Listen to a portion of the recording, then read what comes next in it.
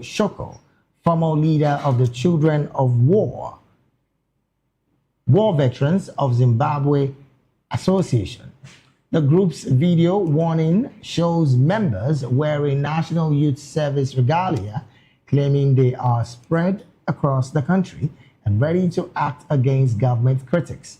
This incident has sparked concerns about the blurred lines between party-aligned vigilante activities and formal law enforcement. Human rights advocates describe the actions as part of a growing pattern of intimidation against citizens expressing dissenting views. The government has not issued any official statements yet, but opposition and civil society organizations have condemned the incidents as the threat to democratic freedoms.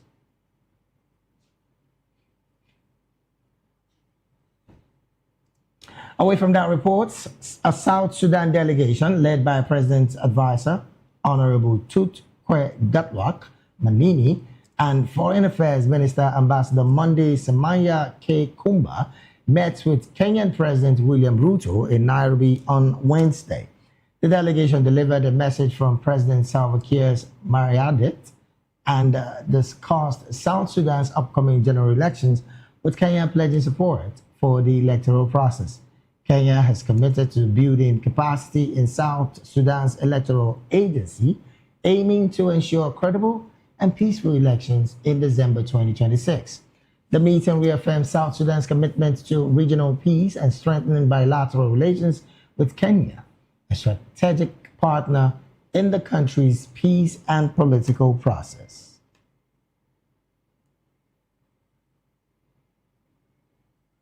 But still in Kenya, former President Uhuru Kenyatta has dismissed claims circulating on social media that he instructed former Deputy President Rigathi Gachagua to organize a meeting of Mount Kenya leaders to discuss the region's political direction ahead of the 2027 polls. Kenyatta's office described the reports as false and misleading, warning against sharing unverified information. The statement released by Uhuru's Secretary of Communications, Kanze Dena Mararo, emphasized that official communications from the former president would only be shared through verified channels, including the office of the fourth president and Jubilee Party social media handles. The denial comes amid growing tensions between Kenyatta and Gachagua, who have been on divergent political paths since the 2022 elections. Jubilee Party has endorsed Fred Matiang'i as its presidential candidate for 2027, while Gachagua is positioning himself as a key leader in the region.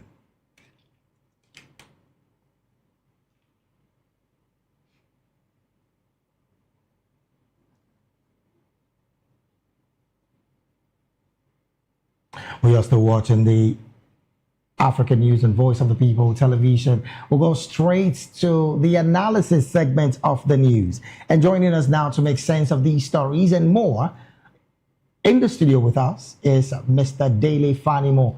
He's a seasoned reporter right here in Nigeria and also a public and political affairs analyst and commentator. Mr. Fanimo, a very good afternoon to you and thank you for joining the African News. How are you today?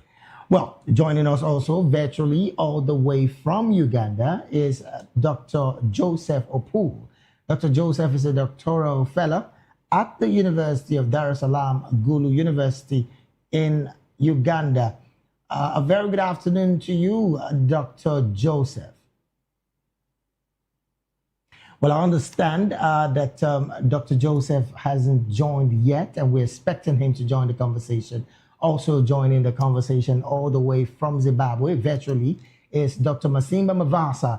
Dr. Masimba is a legal practitioner, public and political affairs analyst and commentator, also a media and communication consultant. A very good afternoon to you, Dr. Masimba. Well, also, he's not in the conversation yet, and we're expecting him. Also joining us virtually is Mr. Nicholas Oyo. Mr. Nicholas, he's, of course, the Secretary General of the Free Kenya Movement, and he's joined us virtually all the way from Kenya. Mr. Nicholas is also a human rights activist, a businessman, and also a political leader. Mr. Nicholas, I want to call you Comrade Nicholas, a very good afternoon to you. And thank you for joining the African News Analysis segment. Thank you, Comrade, for having us. Yeah. Thank you so very much for joining. Also joining us all the way from Kenya is Professor XN Iraki. Professor is the professor with the University of Nairobi in Kenya.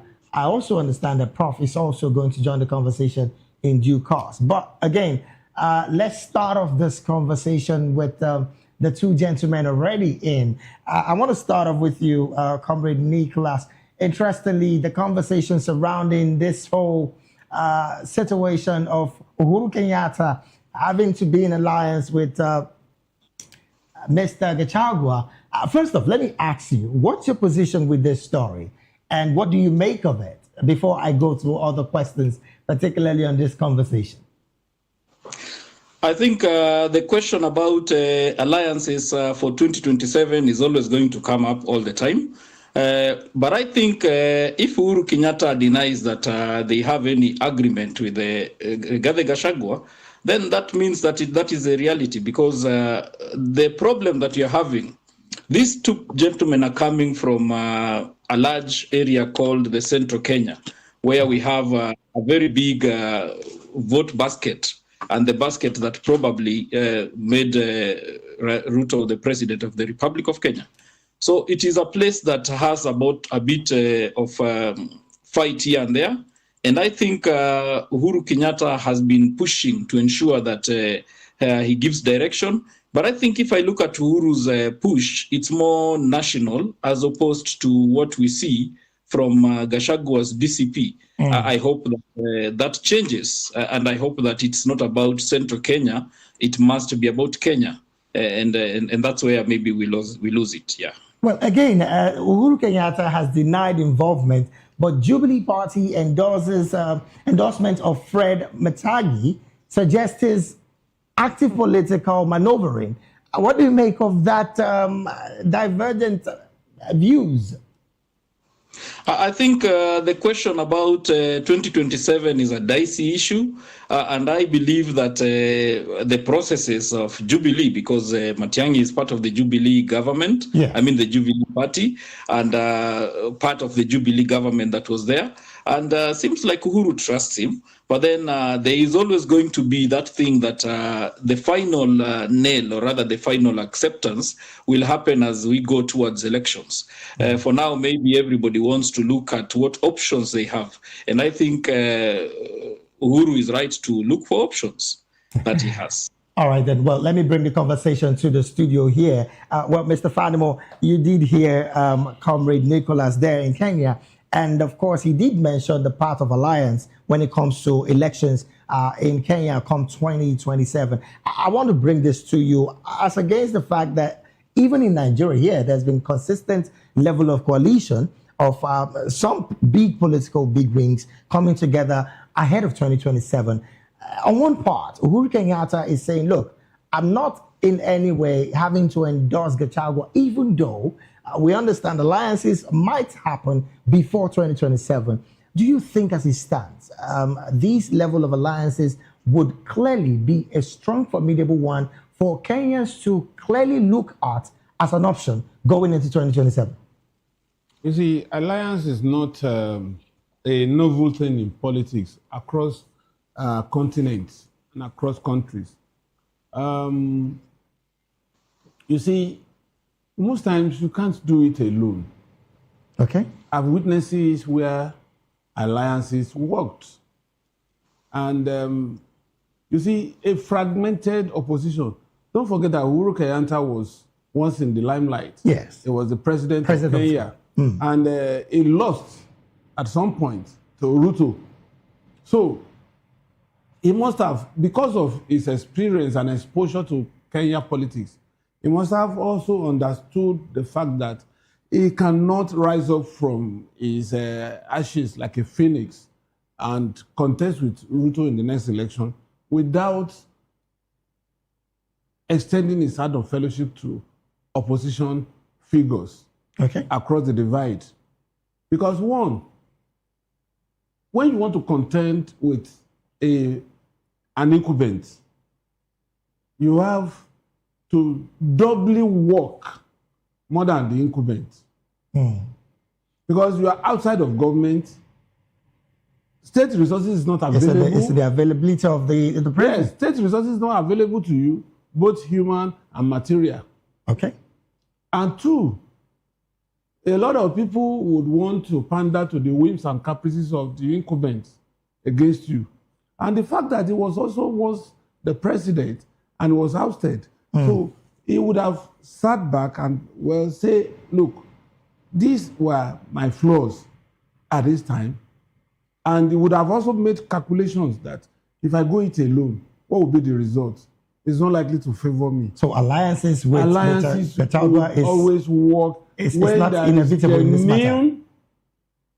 When there is a genuine commitment to such alliances, devoid of greed and unbridled, ambitious inclination, that's when alliances will work. Because you are looking at the larger picture. You are not looking at what is in it for me. That's when alliances work. And then in politics, the numbers count. Whatever agreement reached during this formative period must be obeyed. Because if you don't obey it, you are sending a wrong signal to future politicians that will want to attempt such alliances. Now, some have said that this level of alliances between Rigathi Gachagua and Uhuru Kenyatta is one that on some political fronts is a plus for some Kenyans who are looking out for better option when it comes to the 2027 general election. But from your perspective, Mr. Fadimo, do you think that, and I'm going to bring this to the Nigerian fold, do you think that the likes of a Peter Obi and Rabiu Kwankwaso might just be a formidable force come 2027 that might be able to shake the presidency in the next election? Because we're talking alliances here, and I'm bringing it to the Nigerian picture. So from your position, do you think that alliance can be strong enough? You see, I see the alliance in Kenya working better than what we have in Nigeria. How so? Kwankwaso has not joined the ADC. Okay. And if you have a Kwankwaso, an Amechi, an Atiku, a Peter Obi, and who else? These are top contenders for the presidency. Atiku forever would have that entitlement mentality of him being the financier of this party. Right. Peter Obi's obedient movement will want their principal to take the shot at the presidency. Okay. So that would automatically set Atiku and Peter Obi on coalition. Now, Kwankwaso, he doesn't have a base as much as it used to be. His protege. But he still has his Kwankwasia movement. His protege is in APC. So his protege is likely to dismember Kwankwasia movement. Because of political office funding with him. Yes. So Amechi is a non-starter. And he's going to give those three that I mentioned earlier a tough battle. And so they would eventually decimate themselves. It will be like a house divided against itself. All right, that may not stand. All right, then. Well, let me take this conversation back to Kenya. Well, comrade, interesting conversation we're having here. And I do hear how much of a grassroots movement the person of Rigathi Gachagua is. But do you think that Gachagua represents genuine grassroots leadership, or is he just exploiting the ethnic loyalty for personal gains? I'm talking about this in coalition with Uhuru Kenyatta for the 2027 seat. It looks like that is the exploration that it looks like this is about securing or locking in central Kenya which is where those two people come from. First of all, Uhuru is not running for presidency right now. Uhuru is just supporting a party, which is he's a former president who has done his term, and is supporting a party that is going to give a direction on presidential leadership. In Africa, usually we expected that once you finish your term, you move out of political engagement. But then this is a new way of dealing with it, because Uhuru now is active in politics, which is fair. It's okay.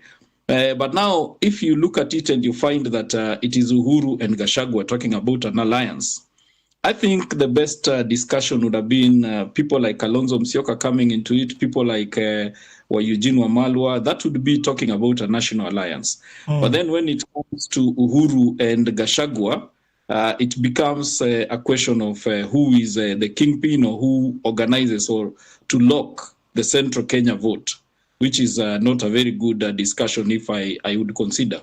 In Nigeria, for instance, I think people like Peter Obi, Rubio, people like Atiku and Nyasom can always sit down and ask themselves, how do we work this? It's always going to be tough. Even in Kenya, we've had that problem even before. It's always going to be, I want to run, and you must follow my way or the other way. But usually alliances work. When Kenya group, the opposition came together in 2002, they actually managed to win against the government's sponsored candidate, who was at that time Uhuru Kenyatta.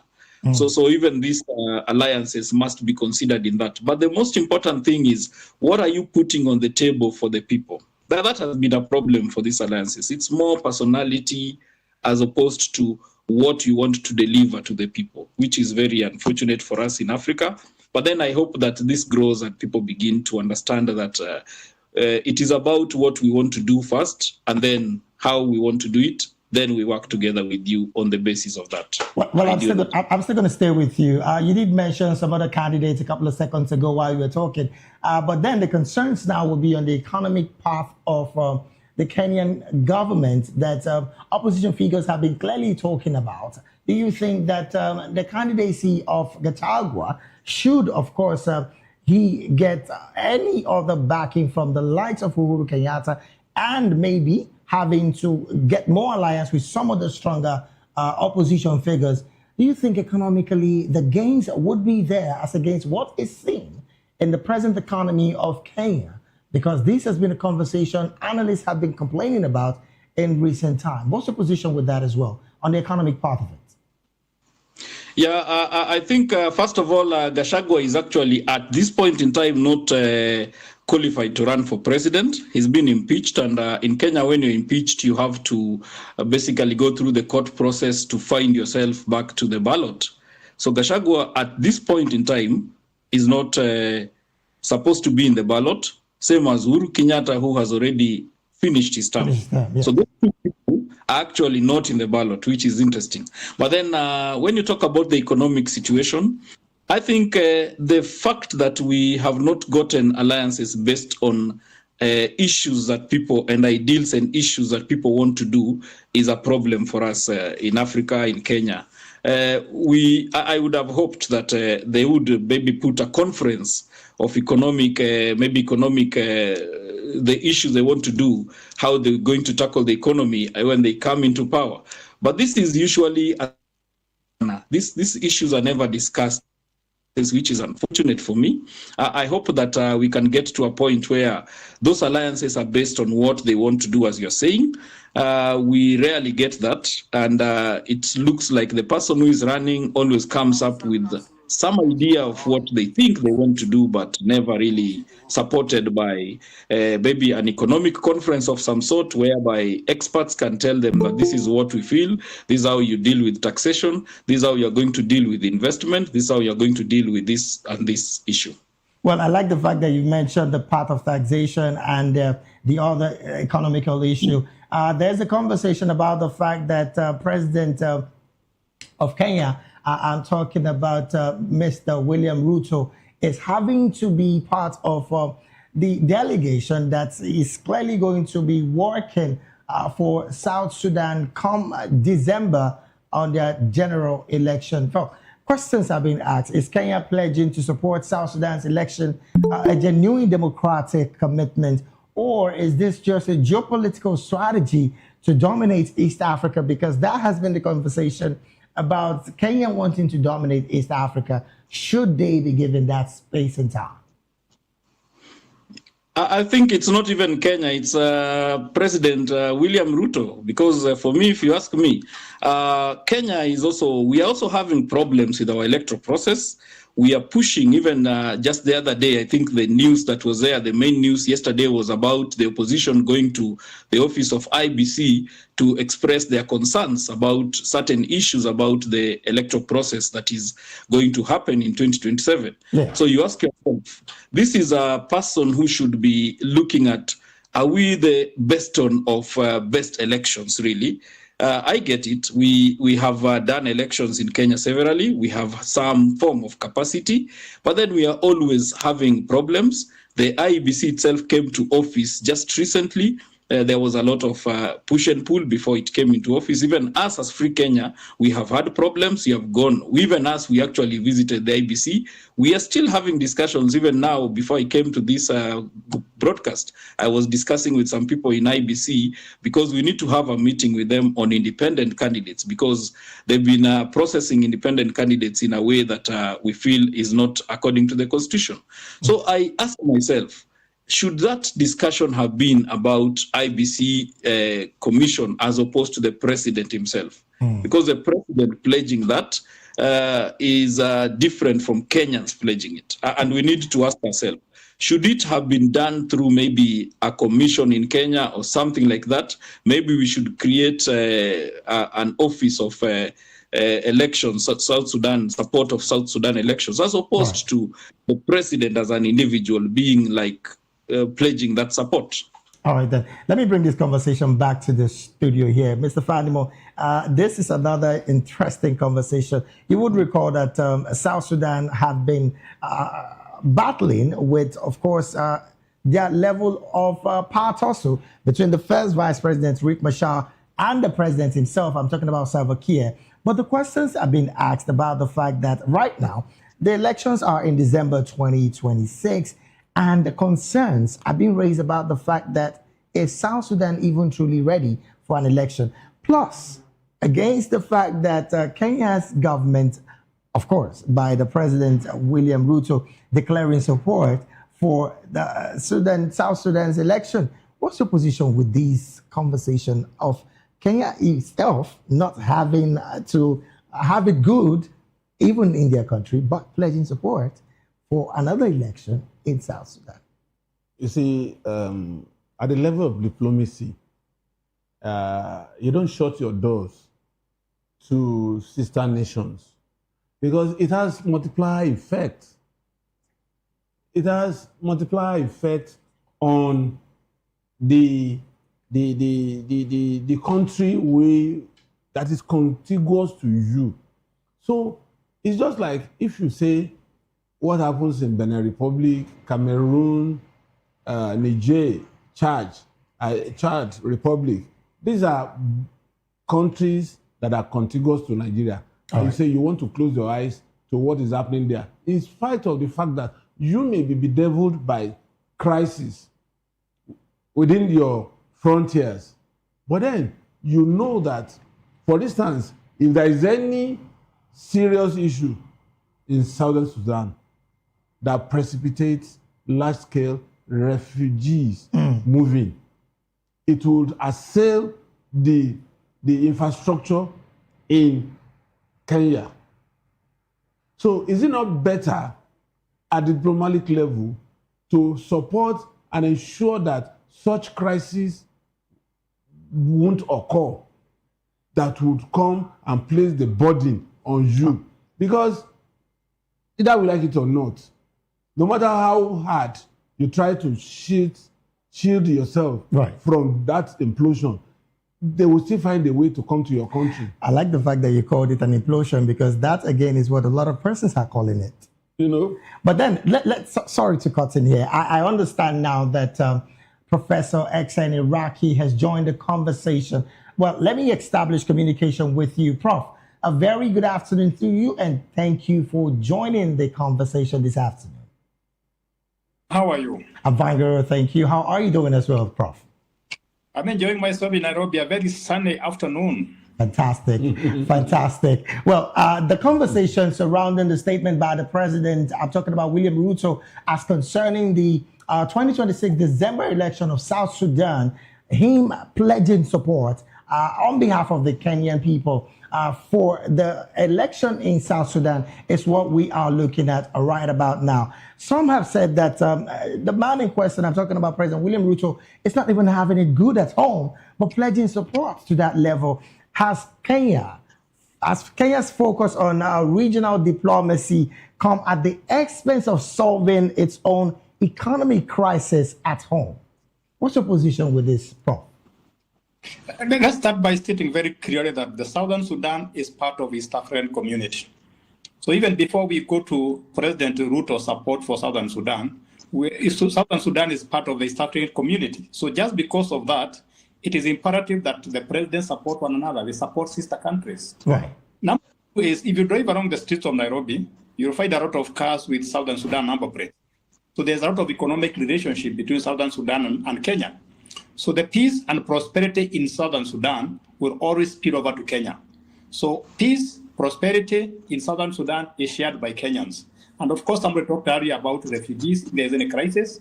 So I think as part of the East African community, as part of brothers and sisters, we need to support each other. And peace and peaceful elections in Southern Sudan would be for our good and for the good of the whole of East Africa. So let's support them where we can, but ensure that there's democracy and the peace and prosperity in Southern Sudan. Well, I'm still going to stay with you, Prof. The opposition figures have clearly said that, look, having to risk the neutrality of the government by aligning too closely with Salva Kiir is another conversation that is ongoing. Now, I'll still stay with you, Prof. Again, the conversation, particularly about the fact that there's this closeness between President William Ruto and Salva Kiir. It's a conversation that, again, some have said might not be credibly talking to the election come December 2026. Do you think that closeness of these two gentlemen might have anything to do with the election at the very end? Because some have said there might just not be credible election in Southern Sudan because of this relationship. And of course, there might be some level of funding and support on the part of the Kenyan president to Salva Kiir running again. It's assumed that President Ruto will be a neutral supporter to Southern Sudan. He will not be interested in party. He will just be interested in the welfare and the democratic gains in that country. But as you are aware about the East African region, there are a lot of business and economic interests. So one of the big problems we have in Africa is that politics and economics go together. Right. So when we pursue political interests, we also pursue economic interests. And I think that's the fear people are having, that the relationship between the two presidents might not just be political, but might also be business and so on. But I think that's the nature of politics in Africa.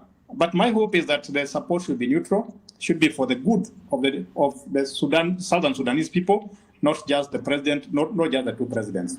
But with probably more details on what this support is all about, it's very general. We need to know exactly what is the support all about. Is it printing ballot papers? Is it civic education? Is it ensuring the security? It is a very broad term support, so we need the specifics. All right, then. Well, as the days come by, we definitely will be looking at what exactly that support would be. Because, yes, just like you mentioned, it's broad. We cannot just pick our fingers on which of the support this would be. But then again, let's switch up this conversation and go straight to Zimbabwe. And I'm going to stay with you, comrade, on this one, Comrade Nicholas. Interestingly, there are reports from Zimbabwe that Zimbabwe is presently experiencing a surge in lawlessness and authoritarianism, with some vigilante group emerging to target critics of President Emerson Mnangagwa. Well, analysts have said that the ZANU-PF affiliated group, which of course they call them the presidential mafia, has threatened to harm any government critics in that country. Now, you would also recall that there is also on the table of the parliament an act at which the constitution would have to be switched for President Mnangagwa to stay beyond the 2030 term. What's your position with this? Decent clampdown. First of all, it's very unfortunate that anytime you see vigilantes coming up to support government, in Kenya we have a culture that has come up with goons, people who creating problems and causing issues, and there is no accountability. You can't follow it up. Unfortunately, when you see it being an official, the official unofficial, call it official unofficial or unofficial official, whereby it's like there is a bit of support coming from government or maybe agencies of government. It's very unfortunate because this creates a problem for the countries. I find it really unfortunate that Zimbabwe is sliding to this. I would take this moment to urge the president not to consider running for another term. It has not worked well in Africa with this extension of terms. Right. It has also caused problems for Africans all the time.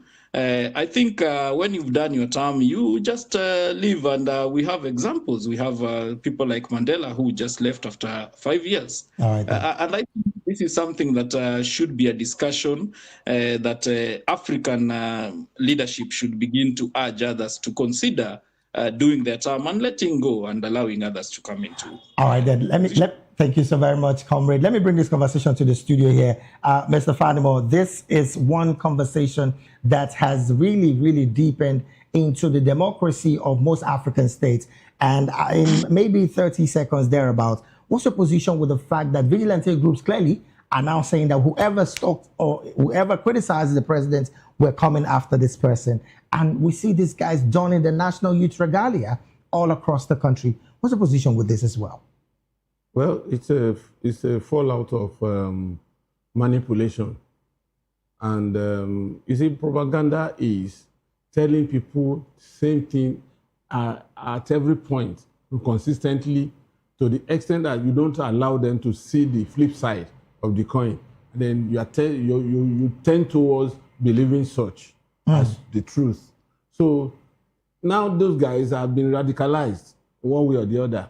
I think it's incumbent on the opposition to also de-radicalize them using all the tools of communication to let them realize that, look, if we are in opposition, we are fighting for your good and not as if we are targeting an individual in the course of electionary campaign and election proper. All right, then let me finally take the conversation to Prof. The same question, Prof. On the part of these young people standing in as against any critic of President Emerson, what's your position with these conversations? Plus, again, like I said earlier, in the table of the legislators lies the tenure extension of President Emerson Mnangagwa in Zimbabwe. Two issues. The first one, let's talk about the vigilantes that are taking on anybody who is criticizing the president.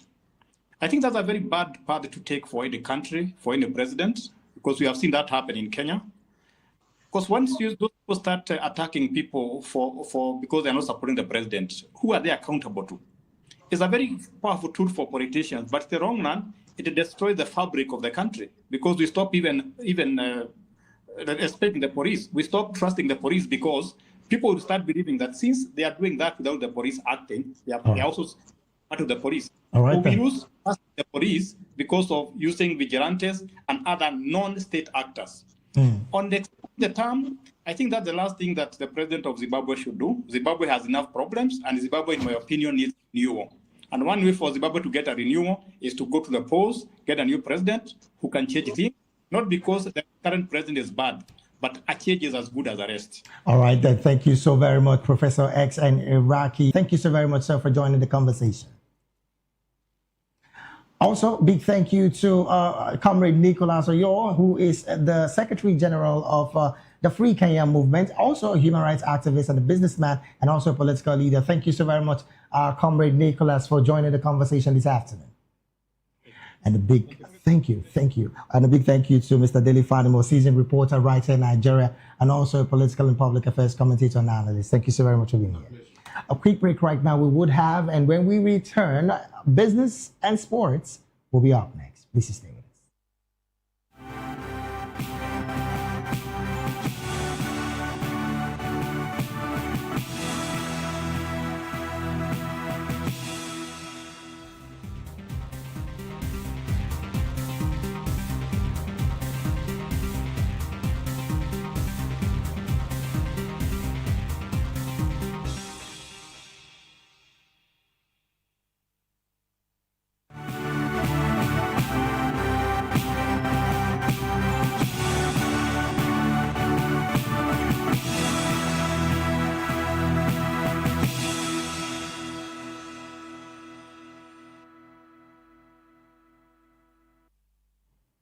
We're glad to have you back. It is still the African news right here on Voice of the People television. Now to more stories. Ghana is seeing a significant decline in child malaria deaths thanks to new vaccines with 2 shots, one from GSK and another from Oxford University and Serum Institute of India, helping close the gap in the country's fight against the disease. However, the aid cutbacks by the Trump administration and other wealthy governments may hinder the progress, according to Gavi, an international vaccine aid group. Ghana had previously reduced malaria mortality through interventions like bed net distribution and improved access to preventive drugs and treatment. Malaria kills nearly 500,000 young children annually in Africa, and the new vaccines could help drive back the disease. Ghana's immunization program head, Dr. Salom Koswati, praised the vaccine's impact.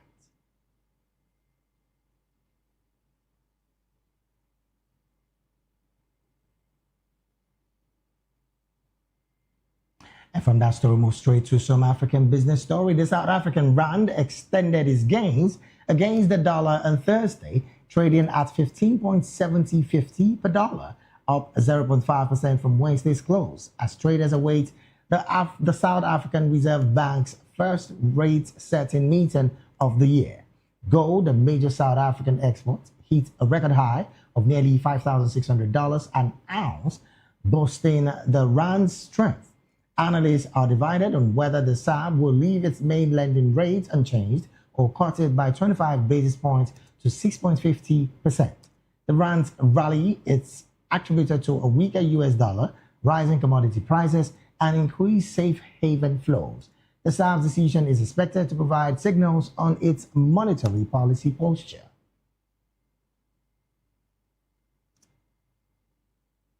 Still talking business, Total Energy has relaunched its $20 billion liquefied natural gas project in Mozambique, with CEO Patrick Poyane announcing the company is on track to deliver LNG from the project in 2029.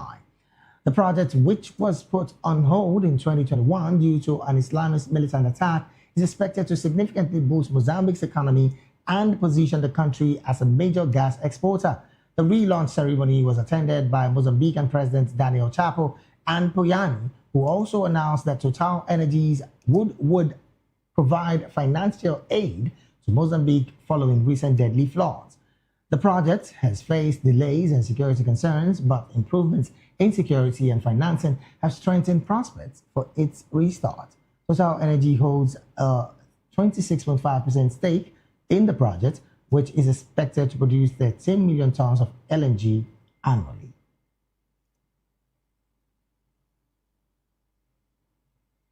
And from business, we move straight to sports, where the Confederation of African Football, CAF, has suspended Senegal's coach, Pape Thiaw, for 5 games and fined him $100,000 for what it called unsporting conduct after Thiaw instructed his players to leave the pitch during the Cup of Nations final against Morocco. Senegal's federation was also fined $615,000 for the team's conduct and fans' behavior, while players Liman Ndiaye and Ismaila Sarr received 2-game suspension. Morocco's bid to overturn the match result was dismayed, and they were also fined $350,000 for ball conduct, VAR area behavior, and lesser use of supporters. The match result stands with Senegal winning the Cup of Nations.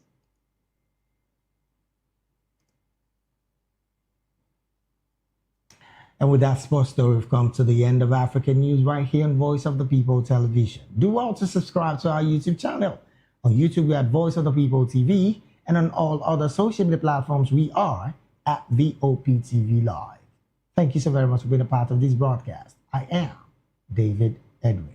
Do have a good afternoon.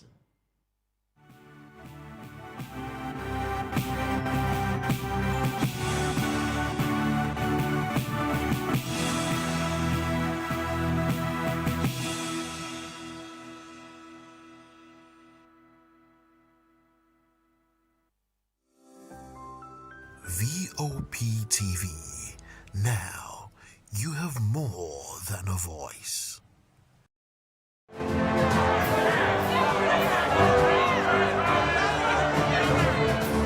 Do you want your voice to be heard?